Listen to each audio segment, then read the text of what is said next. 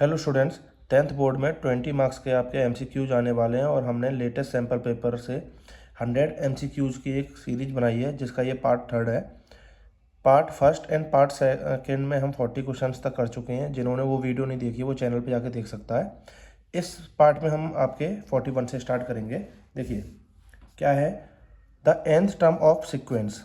देखिए एक चीज़ विशेष ध्यान रखना है, इसमें कुछ बच्चे इसको 1.2 समझ बैठेंगे, 1.2, 2.3, 3.4। ये क्वेश्चन विशेष ध्यान रखना है। अब आपको कैसे पता चलेगा पॉइंट है या फिर ये डॉट है? डॉट मीन्स मल्टीप्लाई, प्रोडक्ट जहाँ पे होता है वहाँ डॉट लग जाता है। तो कैसे पता करेंगे? अगर वो चीज़ सेंटर में है, बीच में है बिल्कुल, तो ये मल्टीप्लाई वाला डॉट है। और अगर यही नीचे लिखा हुआ बेस में, तो आप ये समझ जाइए डेसिमल का है। तो यहाँ बीच में लिखा हुआ है तो आपको ये मान के चलना क्या कि ये प्रोडक्ट है। तो अब आते क्वेश्चन पे, nth term of the sequence. इस सीक्वेंस का nth टर्म क्या होगा? तो यहाँ पे लिखा हुआ है 1/1 इंटू 2, इसमें 1/2 इंटू 3, 1/3 इंटू 4। तो nth टर्म क्या होगा? तो आप देखेंगे फर्स्ट टर्म थी, फर्स्ट में सब में 1 तो है ही, यहाँ पे चेंजेस हैं तो यहीं पे देखेंगे फर्स्ट टर्म में यहाँ 1, फर्स्ट टर्म का 1, तो फर्स्ट टर्म थी तो 1 आया और उससे अगला नंबर 2। ऐसी सेकंड टर्म थी तो यहाँ 2, उससे अगला नंबर 3। ऐसे यहाँ पे थर्ड टर्म थी 3 एंड उससे नेक्स्ट नंबर 4। तो ऐसे ही ये कह रहे हैं nth टर्म क्या होगी? तो nth टर्म क्या होगी? 1/n इंटू n+1, जो भी नंबर है उससे नेक्स्ट नंबर। जैसे यहाँ पे 1 था, 1 से नेक्स्ट नंबर 2, ऐसे ही n और n से नेक्स्ट क्या होगा? n+1। 2/n इंटू n+1, तो यहाँ 2 आ रहा है, 2 तो हमारा था ही नहीं तो ये तो बिल्कुल भी नहीं है। 1/n+1 ये भी गलत है क्योंकि जैसे यहाँ पे 1 फर्स्ट टर्म थी तो यहाँ पे 2 होता तो बोला जाता ये भी नहीं है, और 2/ ये बिल्कुल भी नहीं है। तो आपका ऑप्शन नंबर ए। तो थोड़ा सा समझना है ये डॉट और पॉइंट का डिफरेंस क्या है। Question 42, if 2x² + bx + 8 = 0 to have non real roots then the interval for b is. तो b के लिए बताना कि भाई क्या वैल्यू हो सकती है, किस रेंज में हो सकती है। जब भी देखिए हमें नेचर ऑफ रूट्स पता करना हो कि नॉन रियल होंगे या रियल होंगे, इक्वल होंगे या अलग अलग होंगे, डिफरेंट होंगे, तो जब भी हमें नेचर ऑफ रूट्स पता करना है तो हमें बुलाना पड़ेगा बिचौलिया को। और बिचौलिया क्या होता है आपका? डी। ध्यान रखना है, जब भी आपको इक्वेशन गिवन हो क्वाड्रेटिक और आपको रूट्स का नेचर बताना है तो हमें बिचौलिया को बुलाना पड़ेगा। बिचौलिया का काम क्या होता है? जैसे शादियों में बिचौलिया होते हैं, दूसरे का बताता है ना, वो ऐसा है, अच्छा नेचर है, बेकार नेचर है, ऐसे ही वो डी भी बताएगा हमारा नेचर। तो डी क्या होता है आपका? b² - 4ac। अगर डी आपका नेगेटिव आ जाता है तो roots are non real. Roots क्या होंगे आपके? नॉन रियल होंगे। तो हम निकालेंगे डी। डी निकालने के लिए क्या करना होता है? b²।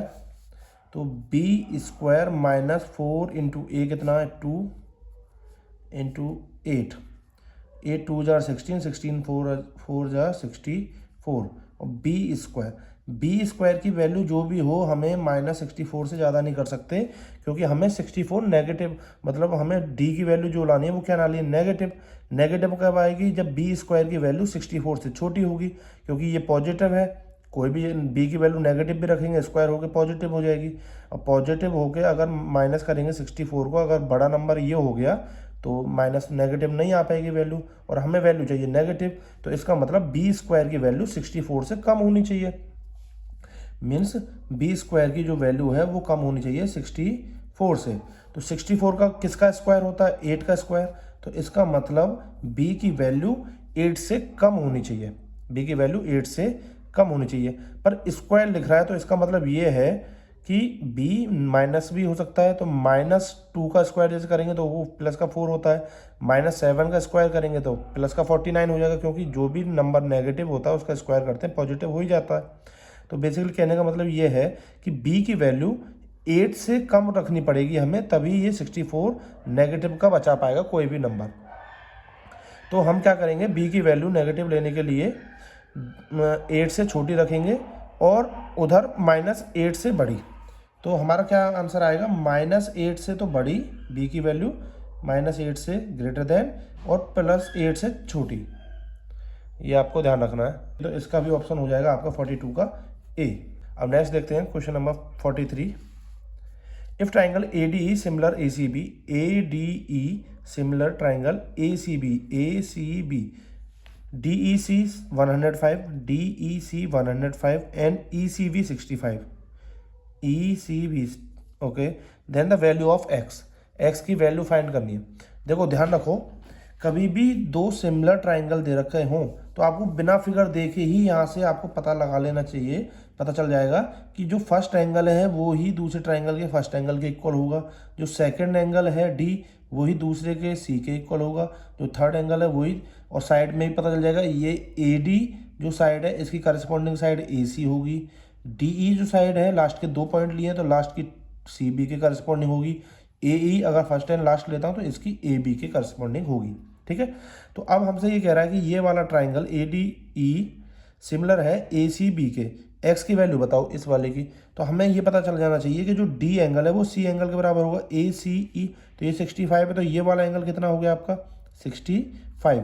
ये 105 गिवन है, तो ये वाला ट्राइंगल का मतलब स्ट्रेट लाइन है 105 इसने ले लिया 180 में से, स्ट्रेट लाइन का एंगल 180 होता है, तो 105 इसको गया, तो इसके लिए कितना बचा 75 एंड 65 कितना हो गया 140। तो x के लिए क्या बचा 40, क्योंकि तीनों एंगल का सम कितना करना है 180 में से 114 दोनों ने ले लिया, इसके लिए बचा सिर्फ 40 डिग्री। जहाँ दिखेगा वहीं टिक लगाएंगे, आगे बढ़ेंगे। ओके, अब नेक्स्ट देखते हैं आपका question number 44। In a right angle triangle ABC, right angle at C, if tan A equal 1 then the value of 2 sin A cos A। ये कह रहे हैं राइट एंगल ट्राइंगल है और tan A की वैल्यू 1 है, tan A मतलब A कितना हो जाएगा फिर A इक्वल 45 डिग्री, पता है ना tan की वैल्यू 1 कब होती है 45 डिग्री पर, थीटा क्या हो गया आपका 45 डिग्री, A की वैल्यू 45 मिल गई, sin A पूछ रहा cos A, तो 2 इंटू साइन 45 इंटू कॉस 45। ठीक है, तो 2 इंटू साइन 45 की वैल्यू 1/√2, कॉस 45 की 1/√2, तो ये हो जाएगा 2 इंटू √2 इंटू √2, रूट हट जाएगा 2 से 2 कैंसिल आउट 1, तो आपका 1 जहाँ भी हो ऑप्शन बी। तो 44 का आपका क्या हो गया ऑप्शन बी। नेक्स्ट देखते हैं, evaluate 1 minus tan square 30 degree upon 1 plus cot square 30 degree. तो ऐसे क्वेश्चन में बिना समय गवाए आप वैल्यू पुट कीजिए डायरेक्ट। 1 tan 30 की वैल्यू क्या होती है 1/√3, इसका स्क्वायर करेंगे, अपॉन में 1 प्लस कॉट 30 की वैल्यू क्या होती है, इसका रेसिप्रोकली तो होता है √3 का स्क्वायर। ठीक है ना, इसको सॉल्व आउट करेंगे तो इसका ऑप्शन नंबर ए आ जाएगा 1/6। Question 6, which of the following is the measure of centre tendency. Centre tendency के मेजर क्या है, सेंटर टेंडेंसी के 3 मेजर्स होते हैं हमारे, मीन, मीडियन एंड मोड। ये तीनों ही सेंट्रल टेंडेंसी के लिए मेजरमेंट्स होते हैं। तो अब क्या है इसमें पूछ रहा कौन सा है, तो फ्रिक्वेंसी नहीं है उसका पार्ट है ये, तो क्यूमुलेटिव फ्रिक्वेंसी नहीं, क्लास लिमिट नहीं है, क्या है C mean. 47, the distance between 2 parallel tangent to a circle of a radius 7 centimetre each. कोई भी एक सर्कल है उसके 2 पैरेलल टेंजेंट ऐसे, तो पैरेलल टेंजेंट तो रेडियस यहाँ से कितना एंगल बनाएगी पॉइंट ऑफ कॉन्टैक्ट के लिए 90 डिग्री, और सेम नीचे के लिए भी कितना बनाएगी 90 डिग्री, और ये होता है आपका डायमीटर। तो ये वो कह रहा है डिस्टेंस बिटवीन इन दोनों के बीच की जो डिस्टेंस है वो कितनी होगी भाई, डिस्टेंस क्या होती है परपेंडिकुलर डिस्टेंस ही तो होती है, तो डायमीटर के बराबर, और रेडियस है इसकी 7 का डबल 14, जहाँ देखिएगा option number C. Next is the area of shaded portion ring, area of ring ध्यान रखना है, area of larger circle minus area of smaller circle करेंगे तो ये वाला पोर्शन आपका हमेशा आ जाएगा। अब दोनों की रेडियस दे रखी है, अंदर की रेडियस 31 सेंटीमीटर, बाहर की रेडियस क्या हो जाएगी 31 प्लस 4.5, 31 एंड 4 कितना हो गया 35.5, तो बाहर वाले की हो गया आपकी 35.5।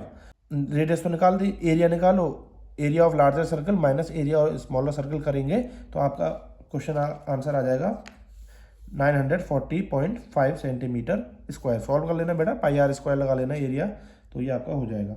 Okay, next is 49, if semi circle is rolled along its diameter then the figure formed is. अगर सेमी सर्कल इस तरीके का सर्कल है, इसको रोल कर दें तो यहाँ से तोड़ के इसको रोल करेंगे तो वो क्या बनेगा, एक आपका कोनिकल पार्ट की तरह बन जाएगा, तो इसका ऑप्शन बी हो जाएगा conical. Next is 50 question, in the given figure if DE parallel BC, DE parallel है BC then the value of x is, x की क्या वैल्यू होगी ये बतानी है। DE पैरेलल बी सी, तो एक्स की वैल्यू क्या होगी।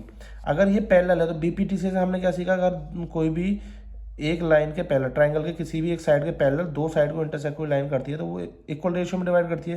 तो ये अपॉन ये इक्वल होगा ये अपॉन ये, एक तो ये भी होता है, या फिर ये अपॉन पूरी साइड मतलब 3/6, दूसरी वाले की छोटे वाले ट्राइंगल की और बड़े वाले ट्राइंगल की साइड, ऐसी इसकी ये और ये। एक तो बात ये होगी 3/6 इक्वल रख देंगे 4 अपॉन ये वाली साइड, ठीक है ना, जो भी एक्स को उधर ले जाएंगे उधर सॉल्व कर देंगे, एक्स इक्वल क्या हो जाएगा 4 × 6/3, 3 2 जा 6, 4 2 जा 8, एक्स की वैल्यू 8। एक तो ये हो गया।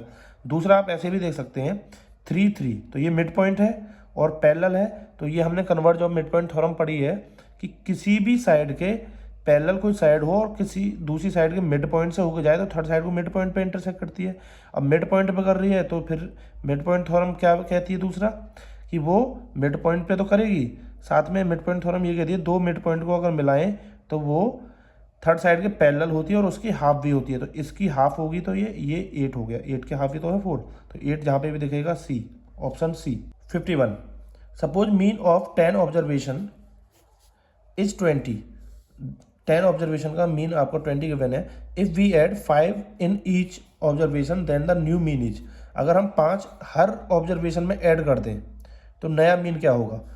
सपोज मीन ऑफ 10 ऑब्जर्वेशन, देखिए जब भी मीन गिवन होता है 10 ऑब्जर्वेशन का तो मीन को समझिए आप क्या है, मीन क्या है, एक एवरेज नंबर है। जैसे आपके मार्क्स आते हैं तो आपके मार्क्स को कोई बोलता है 85%, तो ये आपका मीन होता है, बेसिकली परसेंट को हटाते हैं तो 85 क्या है आपका मीन है। अब इसका मतलब ये होता है कि आपके 5 मार्क्स, जैसे 5 सब्जेक्ट में 85 आए हैं तो हर सब्जेक्ट को 85 85 85 85 करके 5 में अगर रखेंगे तो उतने ही मार्क्स बैठेंगे जितने आपके टोटल मार्क्स थे। तो क्योंकि मीन कैसे निकाला जाता है, एवरेज कैसे निकाला जाता है, sum of all observation divided by number of observation. तो हम एक इक्वल नंबर निकाल लेते हैं। अब ये कह रहे हैं जैसे आपके मार्क्स आए 85%, आप एग्जांपल लेके चलिए 85% आए। अब मैं आपसे बोलूँ कि मैं 5% भाई हर सब्जेक्ट में आपको 5-5 नंबर और दे दूंगा तो आपके मार्क्स कितने बढ़ेंगे, तो आप बोल दो सर 5% और बढ़ जाएंगे, तो मीन्स 90% हो जाएंगे। तो वही चीज़ यहाँ पे 10 ऑब्जर्वेशन को 20 का मीन था। If we add 5 in each observation then the new mean is, 5 अगर हर ऑब्जर्वेशन को मिल गया है तो 5 मीन भी बढ़ जाएगा, तो 20 से 5 बढ़ती 25 हो जाएगा, which is A option 25। Next is 52, write the value of k for which the system of equation x plus ky equal 0 and 2x minus 4 equal 0 has unique solution।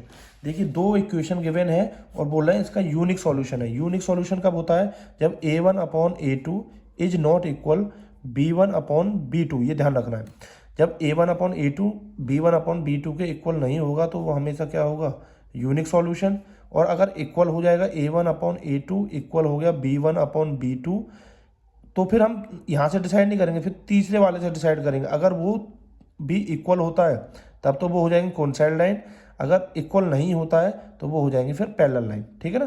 तो हमें अभी ये देखना है a1/a2 is not equal b1/b2, ये नहीं होना चाहिए। तो a1/a2 का रेशियो देखते हैं क्या, a1 क्या है, यहाँ पे a1 क्या होता है, x का कोफिशिएंट, तो 1/2, तो हमें कैसे भी करके 1/2 नहीं होना चाहिए k अपॉन ये। तो यहाँ पे y का मल्टीपल क्या है 1, तो 1 का आधा नहीं होना चाहिए, जब भी तो 1/2 होगा, 1 का डबल ही तो है नीचे, तो यहाँ पे आधा नहीं होनी चाहिए। एक तो k की वैल्यू 1/2 नहीं होनी चाहिए, दूसरा ये माइनस है, ये तो पॉजिटिव आ रहा था जब 1/2 कर रहे थे, तो माइनस के लिए क्या होगा, अगर ये भी माइनस हो जाएगा तो माइनस ऊपर और नीचे भी माइनस, तो फिर तो वही हो जाएगा ना रेशियो 1/2, तो ये नेगेटिव भी नहीं होना चाहिए। तो basically k is not equal to -1/2, आपका इसका क्या हो जाएगा 52 का C, k is not equal to -1/2।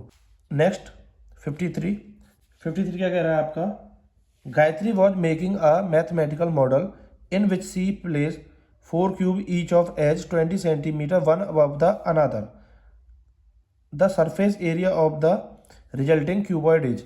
ये कह रहे हैं गायत्री ये कोई 20 सेंटीमीटर का क्यूब है, देखो क्यूब के ऊपर क्यूब रखते चले जाओगे तो वो क्यूब नहीं बचेगा, फिर वो क्यूबॉइड हो जाएगा, समझ गया ना। तो ये कह रहे हैं 20 सेंटीमीटर का क्यूब था, अब 4 क्यूब को एक के ऊपर एक रखा तो उसका सरफेस एरिया बताओ, तो अब तो ये क्यूबॉइड हो गया, पर इसकी जो विड्थ है वो तो 20 ही रहेगी, लेंथ बढ़ जाएगी क्योंकि 4 क्यूब जोड़े हैं, 20 20 20, एक और ऊपर आ जाएगा 20, तो कितने हो गया 80।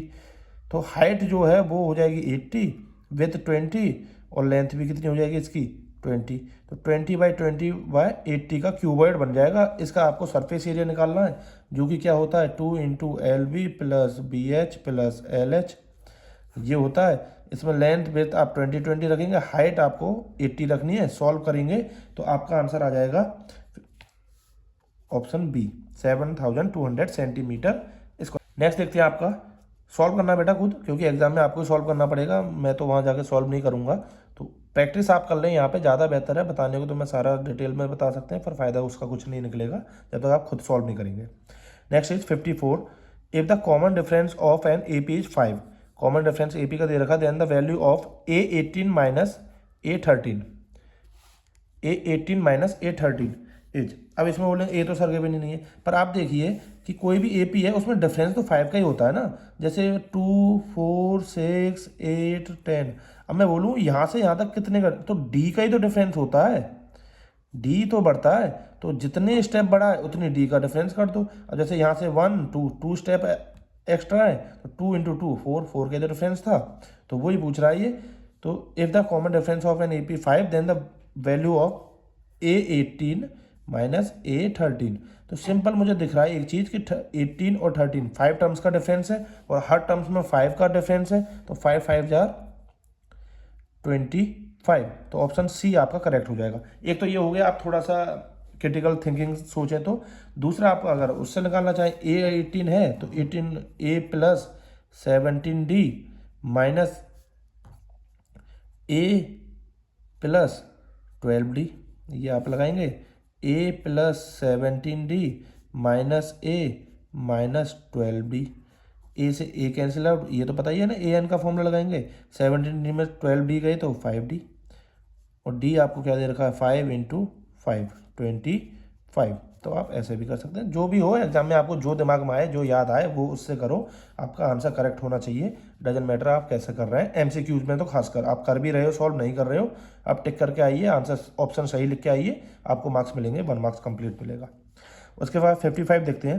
अ parallelogram has vertices this this this and this, the value of ए।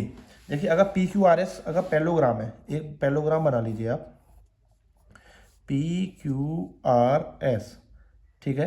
अब इनके कोऑर्डिनेट दे रखे हैं आपको 1, 4, P के, Q का क्या है आपको 7, 11, R का क्या है आपको A, 4, और S का क्या है आपको 1, -3, ठीक है। PQRS हमने मार्क कर लिया। अब हमें देख रहे हैं यहाँ पे सिर्फ इसकी वैल्यू नहीं पता है, तो आपको पता होना चाहिए पैरेललोग्राम में क्या होता है। एक तो अपोजिट साइड इक्वल होती है, तो हम क्या करेंगे, इन दोनों की डिस्टेंस के इक्वल रख देंगे। इसकी जो डिस्टेंस आएगी वो इन दोनों की डिस्टेंस के इक्वल रख देंगे। डिस्टेंस तो आपको कोऑर्डिनेट के 2 कोऑर्डिनेट के निकालने की पता होगा, तो वहाँ सिर्फ एक वेरिएबल मिलेगा आपको A, उसको सॉल्व करेंगे तो आ जाएगा।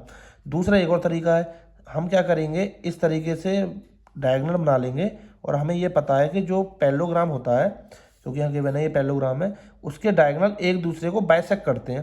तो इन दोनों का मिड पॉइंट वही होगा जो इन दोनों का मिड पॉइंट है। अगर मैं इन दोनों का मिड पॉइंट देखूं तो क्या होता है मिड पॉइंट, ये +7 + 1 8 8/2, तो इसके जो कोऑर्डिनेट है वो क्या हो जाएंगे 4, 7 + 1 8 8/2, 11 - 3, तो ये 11 में से 3 गए तो 8 8/2, ये भी 4 4, 4 आगे ये। अगर मैं इधर से निकालूंगा तो इधर से क्या आएंगे आपके 1 + A 1 + A/2, 4 + 4 8/2 मतलब 4। तो आप देख रहे हैं कि ये वाला 4 होना चाहिए, ये तो 4 है ही, तो हम इसको सिर्फ 4 के इक्वल रख देंगे। 1 + A/2 = 4, 2 4 जार 8, 1 + A इक्वल +1 है, उधर जाके -1 हो जाएगा, तो A की वैल्यू क्या हो जाएगी 8 - 1, A = 7। तो A की वैल्यू 7 आपको कहीं दिख रही है, B, option B। 56. SCF of two number is 23 and their LCM is 1449. If one of the number is 161 then the other number is, तो ये कह रहे हैं अगर भाई देखिए जब भी SCF LCM और दोनों नंबर का क्वेश्चन आए तो ध्यान रखना है आपको कि SCF मल्टीप्लाई LCM इक्वल होता है first number multiply second number. ध्यान रखो कोई भी दो नंबर का प्रोडक्ट एचसीएफ और एलसीएम के प्रोडक्ट के इक्वल होता है। तो जब भी आपको पूछेगा इनमें से एक चीज़ पूछेगा, या तो प्रोडक्ट ऑफ दो both numbers, product of two numbers दे देगा आपको, एलसीएम पूछ लेगा, एचसीएफ गिवन होगा। जो भी चीज़ पता हो, एक तो पेयर ये है, एक पेयर ये है, तो जिस पेयर में से पूछ रहा हो, ये पूछ रहा है अदर नंबर, तो इस पेयर में से पूछ रहा है, कैसे निकालेंगे? जो प्रोडक्ट है उसको डिवाइड कर दीजिए, जो उसका पेयर वाला पार्टनर है उसको हटा के। अगर एचसीएफ पूछ रहा है तो उसके पार्टनर से डिवाइड कर दीजिए सामने वाले का प्रोडक्ट। तो यहाँ पे हम क्या करेंगे, एचसीएफ और एलसीएम का प्रोडक्ट 23 और इसका multiply divided by 161, first number को उधर ले जाएंगे तो अदर नंबर आ जाएगा, तो अदर नंबर आ जाएगा। तो हम क्या करेंगे, 56 को करेंगे सॉल्व, तो ये आ जाएगा ऑप्शन नंबर ए 207। नेक्स्ट देखते हैं आपका question number 57। If the point P K comma 0 divides the line segment joining the point A and B. कोई भी लाइन सेगमेंट इस तरीके से बनाई हमने, ए पॉइंट है जिसका कोऑर्डिनेट है 2, -2 एंड बी के हैं -7, 4, और इसको कोई पॉइंट डिवाइड कर रहा है और उसका हमें कोऑर्डिनेट दे रखे हैं k, 0। Find the value of k। k की वैल्यू निकालिए, तो हम क्या करेंगे, सिंपली k की वैल्यू निकालेंगे ना, x अगर रेशियो हमें गिवन है, देखिए 1:2 रेशियो भी गिवन है, तो k की वैल्यू मतलब x की वैल्यू निकाल देंगे, जो कि क्या होती है, x की वैल्यू जो भी यहाँ रेशियो होता है उसकी मल्टीप्लाई इससे, मतलब अगर m मानते हैं तो m into x2 plus n into x1, 2 2 jar 4 divided by m plus n, 1 + 2 3। सिर्फ x की वैल्यू उठाएंगे जो कि हमारा k है, यहाँ k रखेंगे, इक्वल -7 4 किया तो कितना बचा, -3/3 कट के क्या हो गया, -1। तो k की value -1 which is option number D. देखिए क्वेश्चंस को मेरे करने से ज़्यादा बेहतर है आप खुद सॉल्व करें, मैं तो आपको एक हिंट के तौर पे दे रहा हूँ यहाँ पे, तो आप पॉज कर लिया करें वीडियो को, उसके बाद पहले सॉल्व कर लें, फिर आप चेक करें कि आपका सही है, करेक्ट है या नहीं है, ठीक है ना। आपको कोई प्रॉब्लम होगी तो उसके लिए मैं एक्सप्लेन कर ही रहा हूँ। उसके बाद देखते हैं आपका question number 58। A solid ball is exactly fitted inside a cubical box. Cubical हमेशा ध्यान रखना, क्यूब से बनता क्यूबिकल और क्यूबॉइड से बनेगा क्यूबॉइडल, ठीक है ना। तो क्यूबिकल बॉक्स है, इस तरीके से क्यूबॉइडल बॉक्स है, इसमें अगर सॉलिड बॉक्स फंसाएंगे तो उसका जो डायमीटर होगा, ध्यान रखना है, सर्कल का जो डायमीटर होगा, मतलब कि स्पेयर का जो होगा वो उसकी साइड के बराबर होगा जितना उसका मैक्सिमम साइड है। Box of side A, side है ए, तो ये कह रहे हैं उसका वॉल्यूम बताओ। साइड ए है तो उसकी रेडियस क्या हो जाएगी, a/2। ये विशेष ध्यान रखना और लिख लेना है यहाँ पर, नहीं तो मिस्टेक कर बैठेंगे आप। तो ऑप्शन देखेंगे ना आप, 1/6 πa³, 4/3 πa³, तो आप फटाक से इस पर टिक लगाओगे, क्यों, वॉल्यूम ऑफ स्पेयर क्या होता है, 4/3 πr³ ये होता है। तो आप फटाक से जाओगे इस पे लगा दोगे आंसर। पर आपको एक चीज़ तो ध्यान दिया ही नहीं कि रेडियस ए है ही नहीं, रेडियस क्या है, a/2, तो आपको रेडियस की जगह a/2 रखना पड़ेगा। तो आप वहाँ पे भावनाओं में ना बहें, थोड़ा तसल्ली से सॉल्व करें तभी आपका करेक्ट होगा। तो पाई इंटू रेडियस की जगह क्या लिखेंगे, a/2 multiply a/2 multiply a/2। 4 से ये दोनों 2, तो 2 बचा, 2 3 जा 6, 1/6 πa³। ये ऑप्शन कहाँ है, फर्स्ट ऑप्शन है। तो 58 का आपका क्या हो जाएगा, ए ऑप्शन। उसके बाद 59 स्टेटमेंट, असर्शन और रीजन वाले क्वेश्चन है। ये दो क्वेश्चन आते हैं। इसमें क्या होता है, एक स्टेटमेंट ये होती है असर्शन, एक होती है रीजन। दोनों सही हुई हो सकती है, पर एक सही एक गलत हो सकती है। मेन चीज़ हमें देखनी है दोनों सही हैं या गलत हैं। उसके बाद ये इसको एक्सप्लेन कर रही है या नहीं, रीजन इससे रिलेटेड है या नहीं, वो भी देखना होता है। तो यहाँ पे हम वही चीज़ देखेंगे। तो असर्शन क्या है, mid point of a line segment divides line in the ratio 1:1। ये कह रहे हैं कोई भी एक लाइन सेगमेंट है, उसका मिड पॉइंट उसको 1:1 में डिवाइड कर देता है। बिल्कुल करेक्ट बात है, क्योंकि मिड पॉइंट है तो दोनों को बराबर रेशियो में कर देगा ना। रीजन क्या कह रहे हैं, if area of triangle is 0 that means points are collinear. ये कह रहे हैं अगर कोई ट्राइंगल का एरिया 0 है, ट्राइंगल का एरिया कब 0 होगा, जब ट्राइंगल बिल्कुल ऐसे बन जाए, है ना, ऊपर से ऐसे होगा तो इसका एरिया कुछ ना कुछ होगा। इस पॉइंट को यहीं ले आओ बिल्कुल यहाँ पे लाके, तो ये बिल्कुल कोलिनियर हो जाएंगे। तो ये भी बात सही है, पर इस बात का इससे क्या लेना देना, इससे तो कोई लेना देना है नहीं। और यही चीज़ हमें देखनी होती है, क्या इस बात का इससे कोई लेना देना है या नहीं है। ये भी सही है, ये भी सही है, पर इन दोनों का आपस में कोई लेना देना नहीं है, ये इसको रिप्रेजेंट नहीं करता है। तो हम ऐसा ही ऑप्शन चूज करेंगे आपका कि जो इससे तो आपके 4 ऑप्शन होते हैं, ये ऑप्शन फिक्स है। पहले में क्या कहता है, both assertion and reason are true, ये भी सही है, रीजन भी सही है, और रीजन जो है इसका करेक्ट एक्सप्लेनेशन है। तो इसका इससे संबंध है सीधा सीधा, और ये बिल्कुल सही बात बता रहा है जो भी बोल रहा है, और वो उसी से ये चीज़ प्रूव होती है। तो लगाएंगे ऑप्शन ए, है ना, reason are the true and reason is the correct explanation of assertion. तो ये तो नहीं है बात। फिर दूसरा ऑप्शन क्या होता है, both assertion and reason are true but reason is not correct explanation of assertion. यही हमारा ऑप्शन बी ही करेक्ट है कि ये इसका करेक्ट एक्सप्लेनेशन नहीं है। सी देखते हैं आपका, सी ऑप्शन क्या होता है, assertion A is true but reason are false. अगर रीजन फॉल्स होगा और असर्शन आपका ट्रू होगा तो हम लगाएंगे ये वाला ऑप्शन, और अगर हो कि ए ही फॉल्स है रीजन ट्रू है तो ये वाला option. Okay, question 60, statement assertion क्या है, all regular polygon of the same number of sides such as equilateral triangles square etc are similar. ये कह रहे हैं सारे रेगुलर, रेगुलर का मतलब क्या होता है समझो, रेगुलर का मतलब होता है बेटा जिसकी भी साइड इक्वल हो उनको रेगुलर बोला जाता है। जिसकी भी साइड क्या हो, इक्वल हो, उनको रेगुलर बोला जाता है। स्क्वायर जैसे कोई भी पॉलीगन है, ट्राइंगल, क्वाड्रिलेटरल, पेंटागन, हेक्सागन, जितने भी हैं, अगर वहाँ रेगुलर लिखा गया तो उसके मतलब है उसकी सारी साइड इक्वल है। तो ये कह रहे हैं all regular polygons of the same number of side such as equilateral, triangle, square, etc are similar. तो वो सिमिलर होते हैं, बिल्कुल सिमिलर होते हैं। कैसे, अब रीजन भी पढ़ लेते हैं फिर हम डिस्कस करेंगे इसमें। Two polygons are said to be similar if their corresponding angles are equal and length of the corresponding sides are proportional. देखना ये बात इसने बता दी क्यों होते हैं। कोई भी पॉलीगन कब सिमिलर बोला जाएगा, जब उनके करस्पॉन्डिंग एंगल इक्वल हो और उनकी करस्पॉन्डिंग साइड का रेशियो इक्वल हो। तो ये बिल्कुल ट्रू है, ये भी बिल्कुल ट्रू है, और ये इसको बिल्कुल सही बता रहा है। ये बिल्कुल इसका करेक्ट एक्सप्लेनेशन है इसका, तो ये इससे संबंधित है सीधा सीधा, इसी को जस्टिफाई कर रहा है। तो इसलिए ये भी सही है, ये भी सही है, और R reason is the correct explanation of assertion. तो वो होगा आपका ऑप्शन नंबर ए। ठीक है स्टूडेंट, तो होपफुली आपको अच्छे से समझ में आ गए होंगे। ऑलरेडी हम 60 क्वेश्चंस करा चुके हैं। आपने पहली वीडियो नहीं देखी है, फर्स्ट एंड सेकंड वीडियो को जाकर देखें। समझ में आया हो तो कमेंट कर दें, कोई क्वेश्चन में डाउट हो तो भी कमेंट कर लें, और अच्छे से एग्जाम को दें। All the best for your exam. Thank you.